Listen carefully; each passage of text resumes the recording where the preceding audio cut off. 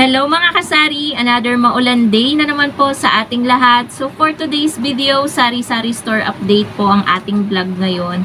At meron din po ako sa inyong i-share dahil meron po tayong dumating na blessings ngayong araw na to. Hindi lang po yung blessings na magkaroon ng benta ngayong araw na to. At dumating na din po yung ating inaantay nating mga small YouTuber, yung ating pong YouTube sahod. Yes po, meron po tayong YouTube sahod ngayong month of July. Bali, month of June, hindi po tayo sumahod. Bali, hindi ko po kasi na-hit mga kasari yung $100 within 1 month. Kaya yung sahod natin ng June, July is ngayon natin na sahod guys. Kaya, ayun, bago ko i-reveal yon, konting ano muna tayo. Mamaya ko na i-reveal kung magkano yung ating YouTube sahod. Hindi to guys para i-brag sa inyo. Ito ay para maka-inspire ng other small YouTuber na bubulol pa ang atin nyo na yung pagsisikap natin, 'di ba? Is kahit hindi kalakihan yung sahod natin, everyday tayong nagba-vlog. Tapos, nakaka-inspire pa tayo ng other kasari natin. And at the same time, kumikita tayo kahit hindi po malaki. And malaking tulong na po yun. And appreciate ko lahat ng mga kasari na nanonood sa atin na hindi nag-i-skip ng ano ba yan? Hindi nag-i-skip ng ads. Ayan. So, thank you so much po sa inyong lahat. So, ngayong araw na to mga kasari, dito sa Sari-Sari Store, medyo ramdam ko na ang daming bumibili ngayong araw na to kaysa kahapon. As in guys, meron akong dumating na delivery or ahente natin yung nakamotor na nagdadala sa atin minsan ng tuyo. Dapat nga 3 haba yung kukuhanin ko, yung nakarepack na. And ang laking tulong, 'di ba, na hindi na tayo pupunta sa palengke para bumili ng paninda nating tuyo at magre-repack pa tayo, malalansahan pa yung kamay natin. Ito, nakabili na ako ng 1 haba, bali 3 balot yung labis niya, 100 ko nakuha. Bali 13 na balot siya, alaman sa 1 haba. So naka-ano na siya diyan, naka-stapler na sa karton na pahaba. So, 30 pesos yung tutubuin natin doon guys. At ang laman niya sa 1 balot, in fairness, mura siguro ngayon ang tuyo, 4 po. Na hindi naman gaanong kaliit, sakto lang guys. Kaya medyo matutuwa ang customer ko niyan kapag nakita nila na 4 ang laman sa 1 balot. Usually kasi guys, 3 tuyo na lang ang laman niya sa 10 pesos na na tuyo nga sa 1 balot. And then, may naghahanap din sa akin guys. Hindi kasi ako nagtitinda dahil nagkandabulok lang yung aking cacao powder o cocoa powder. Ayan, sa mga gustong magchampurado, may mga ilang nagtatanong kasi sa akin. So, lagi ko sinasabi wala. So, kumuha na rin ako guys. So, ipapakita ko sa inyo. Kukunin ko dito. Nakasabit na kasi.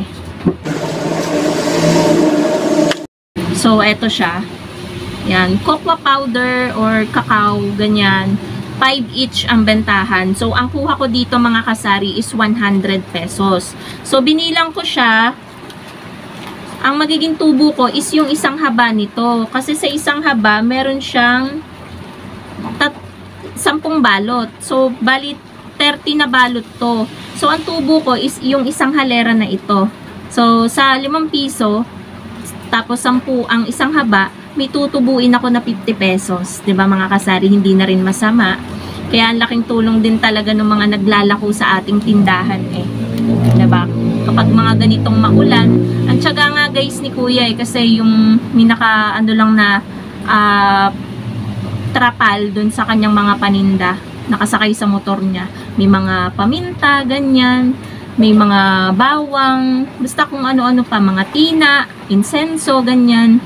So, ngayon guys, ngayong araw na to, sobrang blockbuster sa akin ng sigarilyo.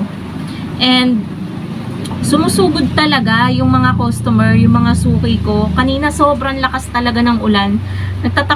Nagpakabasa na talaga sila sa ulan. 3 sila na mga kalalakihan. Bumili ng sigarilyo. Ang Camel, tsaka Chester. Pero pinakamabili talaga sa akin guys is Camel. Kanina pa talaga. Ang laki na ng benta natin sa sigarilyo.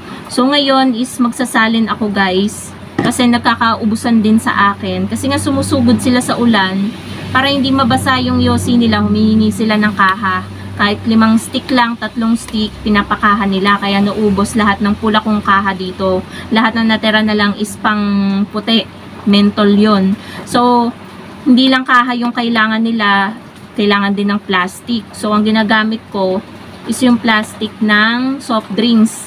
Binabalot ko yung kaha. Minsan, ang pag wala ng kaha, diretso na sa plastic yung stick ng sigarilyo. So, ayun guys, sobrang mabili ng sigarilyo ngayon at pansin ko, ang mga naninigarilyo, hindi sila nagre-reklamo sa presyo ng sigarilyo, pero sa ibang items, minsan 'di ba, maraming makaka-relate nito na tindera, nagre-reklamo sila sa presyo, pero kapag bisyo, hindi sila nagre-reklamo, 'di ba? So, ano pa bang share ko sa inyo guys? Ang GCash din ngayon guys, kahit maulan, madami ding nagpapadala. Pero hindi kalakihan kasi siguro mga 500, 300, 400 yung pinapadala nila. Kasi nga, nag-uulan, baka walang mga pasok. Simula Lunes naman, nagsimula na yung ulan. Kaya siguro maliit lang yung mga pinapadala. Pero kahit papano, kapag may nagpadala ng mga 400, 300, meron na din tayo kada transaction na 10 piso. So, kahapon, ayan, medyo may nag-cash out ng 10,000, 200 agad yung kita natin doon. Tapos the rest, mga maliliit na amount na lang, mga 200, 300, 190, cash in, cash out, ganon. Tapos ngayong araw na to, sa GCash, meron na nag-cash out, yung pinakamalaki natin is 5,000 kanina yon. Hindi ako yung nag-transact nun, kasi busy ako kanina. Nagluluto ako kanina, 9:20 AM. So, yun yung pinakamalaki natin. And as of, anong oras ngayon? 12 ng tanghali. Ang tinutubo natin ngayon sa GCash is 215 pesos. So, okay na rin, 'di ba? Lakas ng ulan, lakas ng bagyo. Baha na nga sa iba, pero tayo, kumita na sa GCash ng 200 plus. 'Di ba? Okay na rin yun, mga kasari. So, kahapon, tumubo ako sa GCash ng 601 pesos. O, okay na yun, hanggang mag-closing. 'Di ba? Hindi naman natin mapupulot yung 600 pesos sa kalsada or kahit saan. So, okay na rin yun. Malaki na rin yun para sa akin, guys. And very thankful na din. So, ano pa ba ang share ko sa inyo? Ayun nga. Share ko sa inyo yung ating YouTube sahod. So, yung ating YouTube sahod, nabubulol na naman ako. Medyo delay siya. Kasi minsan 23, dumadating na siya. So, nag-advance na nga kami. Nung umalis kami nung linggo, kahit wala pa yung sahod natin, kumuha ako ng 5K sa GCash. Nanghiram muna ako, nangutang ako sa GCash. Bumili kami ng bigas, and namili din kami ng mga pang-ulam-ulam namin, stock namin. Actually, pang ilang araw na nga ngayon.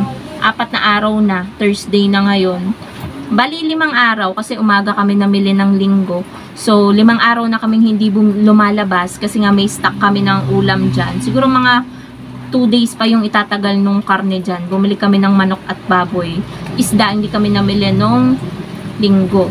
So, ang laking tulong guys ng sahod natin sa YouTube dahil nga, yun nga, nakakatulong-tulong din siya. Nakabili ako ng isang sakong bigas, ganyan. Tapos, pang ulam-ulam na hindi ko nakukuhanin dito sa tindahan. So, yung YouTube sahod po natin mga kasari, hindi tayo sumahod last month. So, ngayon natin sinahod lahat yon. Kasi nga, kapag hindi mo na-hit yung $100 sa isang buwan, hindi mo yun masasahod. Kailangan talaga maka $100 above ka. So, ang sahod natin ngayon sa YouTube is umabot po siya. May kaltas na to na tax, $194.35. So, ito guys is para hindi ipainggit sa inyo ha. Bali, ito ay pinaghirapan ko din naman kahit papano. Alam nyo ba kung magkano lang ang kinikita kada vlog ko sa isang content? Minsan 50 pesos lang. Swerte na kapag naka $2 yung isang vlog. Magkano ang $2? 56 ngayon ang $1. So, 100 plus lang ang kinikita ko sa pinakamataas na views ko na sa isang vlog. So, ganun guys. Katsaga talaga tayo sa pag-upload. Alam niyo na mga kasari natin na araw-araw talaga tayong nagko-content, araw-araw tayong nag-a-upload ng vlog. Hindi lang to guys, basta sa pera. Parang nakasanayan ko na araw-araw na merong upload sa channel ko since nung talagang consistent ako, araw-araw ako nag-a-upload. simula nung nag-vlog ako nung 2019 yata, yun, 2020, hindi ko na matandaan sa sobrang tagal na. And then yung upload na vlog natin sa ating channel, 2,000 plus na rin, 2.5 na nga yata o 2.3, ganun kadami na yung upload natin. So, ayun, bali, ang pinaka-total nun, 56 ang $1 ngayon ng palitan, 10,883. Iles natin yung kaltas dahil wire transfer siya, kaltas ng BDO, 700 pesos. Ang laki ng kaltas nila. So, magkano na lang ang mawi-withdraw natin? 10,183 pesos. Iles natin yung 5,000 kasi may nakuha tayo sa GCash. Yun na lang matitira sa atin, 5,183 pesos. Tapos, may utang pa ulit ako sa GCash dahil yung mga parcel ko nung nakaraan, nasa 530, ilalas din natin yun. So, halos konti na lang talaga yung natira. At yun, isi-save ko na guys. Tayo ay magsisave na. Gawa ng andamin, may mga tumutulo na rin sa bubong natin. May butas yung bubong. So, kapag medyo umaraw-araw, ayun, magpapapalit tayo ng bubong. Kasi, sa salas, may tumutulo din dalawa. So, yun lang naman mga kasari ang ating vlog for today. Yung YouTube sahod natin guys, hindi natin yun pinapainggit sa mga nanonood nito. Para lang ito ay maka-inspire ng mga ibang nanonood na hindi porket libo yung views natin is libo na rin kada isang content ang masasahod ng isang content creator. Hindi yun ganun guys. Sa 1K views, minsan wala pang $1 ang kinikita. Kahit nga sa Facebook, ang lit daw ng talaga, pasahod ni Meta. Kaya yun, tsaga-tsaga lang talaga. And very thankful din ako sa mga nanonood sa atin everyday. So, yun lang guys. Thank you so much for watching. And happy selling po sa inyong lahat. Keep safe na rin po dahil talagang malakas ang bagyo natin ngayon. So, yun lang guys. Bye!